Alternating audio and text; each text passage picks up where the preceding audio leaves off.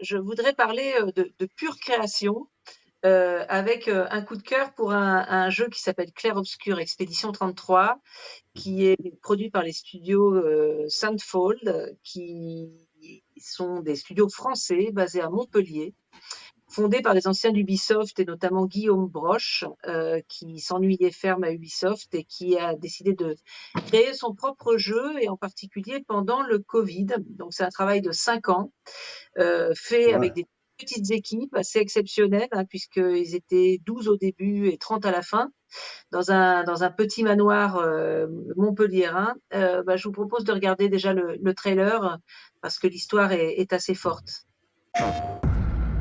Tu n'aurais jamais dû venir. Tu ne vas faire qu'aggraver les choses. Pour tout le monde. Non. C'était son choix. Je ne fais pas les règles entre vous. Toi, tu te bats pour changer les choses. Pour ceux qui suivront.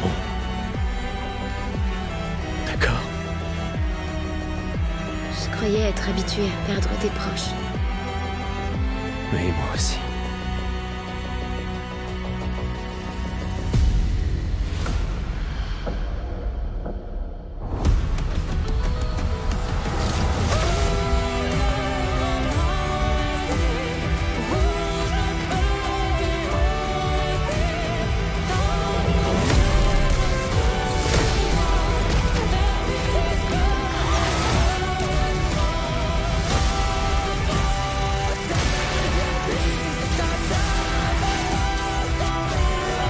Donc le pitch du c'est un jeu dont la thématique est assez profonde. Elle est autour du deuil, du sens de la vie.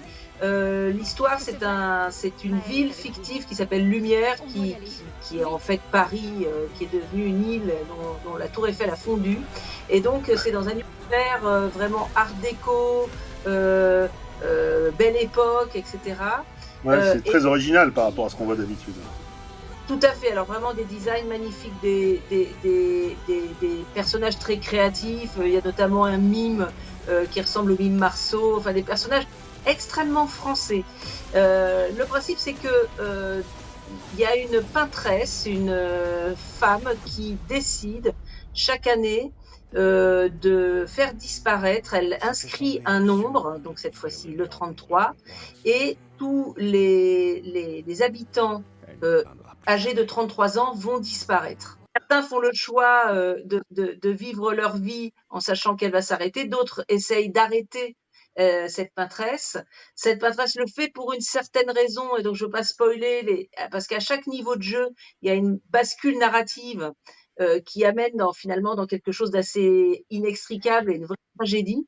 Il faut être de bonne humeur pour essayer l'histoire. Donc, comme je disais, c'est un jeu de bataille, mais c'est pas un jeu qui est basé sur la rapidité, mais plutôt sur la tactique, puisqu'on joue chacun son tour, mais il est néanmoins assez difficile. Il a éclaté tous les scores par les critiques de jeu, par son originalité, par son design, par sa qualité de réalisation, notamment un très grand soin mis à la musique. Alors, c'est vraiment des talents qui étaient complètement épars, comme un studio indépendant, un film d'auteur où il y a des rencontres qui se font. Notamment le compositeur de la musique qui est absolument magnifique, Laurian Testar, a été recruté sur un forum vraiment par hasard, et il a engagé une chanteuse d'opéra à qui il a envoyé un formulaire de contact sur le web. Donc vraiment, c'était pas du tout des gens qui avaient l'habitude de travailler ensemble, et il y a eu un alignement d'étoiles dingue.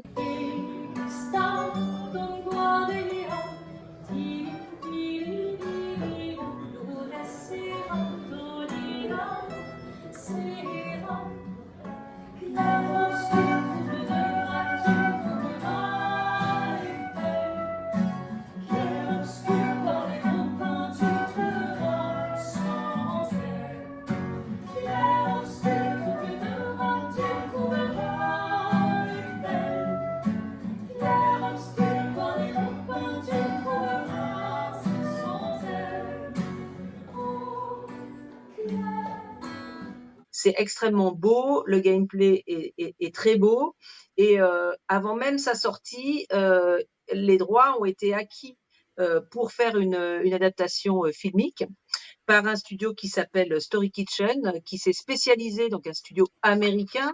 Encore une Ah oui, fois, on nous refait la même chose que Assassin's Creed, c'est-à-dire qu'on est capable de produire quelque chose de très très puissant au niveau créatif, mais pour le produire au cinéma, on a quand même encore besoin de studios américains. Donc c'est ce un studio, studio indépendant ou c'est un studio qui est rattaché à... pendant qu'il s'est lancé en 2022, donc qui est très récent, mais qui a déjà signé un accord avec DreamWorks, qui a signé un accord Ouais. avec Amazon MGM Studio, qui va faire une adaptation de Sifu avec Netflix, qui donc va également faire une adaptation de Toys R Us. Ouais. Donc Donc ils sont spécialisés dans les adaptations. les IP basés sur les jeux, et c'est des anciens du domaine des jeux. Donc on voit que cette culture de jeu, elle devient vraiment une culture artistique vraiment Oui, puissante.